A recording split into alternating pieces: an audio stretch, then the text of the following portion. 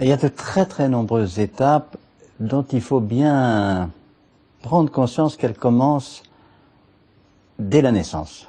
Peut-être même, c'est encore un sujet de recherche, et on n'a pas de certitude dans ce domaine, mais peut-être même qu'il y a des éléments avant la naissance qui comptent beaucoup dans la dernière partie de la grossesse, surtout le dernier trimestre. Mais ce qu'on connaît bien maintenant, c'est les étapes du développement psychique dès la naissance, avec une intensité de communication entre le bébé et son entourage, notamment sa mère ou la personne qui tient lieu de mère, qui lui donne des soins. Jusqu'il y a une quarantaine d'années, on avait tendance à penser que les bébés nouveau-nés ne voyaient pas, n'entendaient pas, étaient incapables d'échanger avec l'entourage. On sait que c'est tout à fait faux. Qu'ils ont au contraire une série de compétences, comme on les appelle, pour s'intéresser à ce qui se passe à l'extérieur, au monde extérieur, et pour communiquer à leur façon. Bien sûr, ils communiquent pas comme nous, avec un langage, mais ils communiquent avec des mimiques, avec de l'imitation, avec des tensions de tout leur corps, avec des pleurs ou des sourires très très vite, à quelques semaines, à 3 semaines, les bébés commencent à sourire. Et ceci crée chez l'interlocuteur, la mère notamment, des états émotionnels extrêmement intenses qui l'amènent à s'intéresser à ce bébé, à lui répondre et à amorcer on dit une interaction, c'est pas un mot très adéquat, en fait une relation, et plus profondément même ce qu'on appelle maintenant une intersubjectivité. On sait que le bébé s'intéresse particulièrement dans tout ce qui l'entoure à ce qui lui vient d'un partenaire humain, et qu'il y a une sorte d'appétit chez lui pour tout ce qui vient de ce partenaire, bien plus que ce qui vient de l'environnement concret.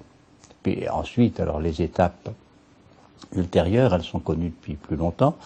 Il y a la fameuse étape de l'Édipe, que parfois on situe pas très bien. L'Édipe, c'est cet équilibre compliqué de l'enfant de chaque sexe avec chacun de ses parents et avec le couple de ses parents, qui fait que le petit garçon va tendre à s'identifier à son père et avoir des sentiments plus ou moins amoureux vis-à-vis de sa mère. La petite fille va s'identifier à sa mère et avoir des sentiments plus ou moins amoureux vis-à-vis de son père.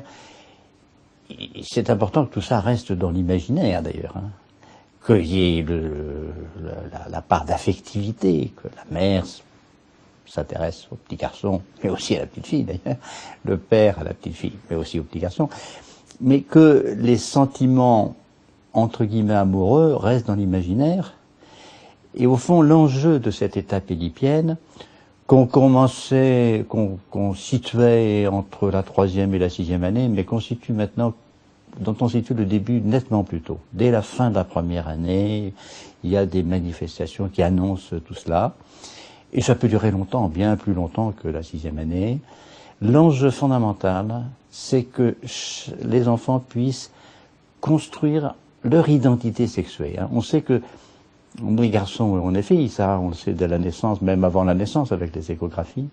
Mais il y a tout un processus compliqué dans tout cet équilibre de relations qui permet à l'enfant de se sentir habiter son sexe, de s'identifier à son sexe, de comprendre les rôles respectifs de chaque sexe, et petit à petit de se construire en tant que garçon ou en tant que fille, en tant qu'homme ou en tant que femme.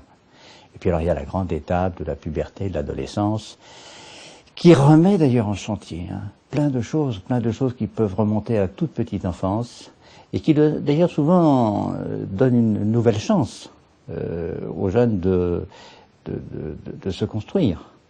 Mais c'est aussi une période, on le sait, de fragilité, de risque, avec beaucoup de possibilités de décompensation.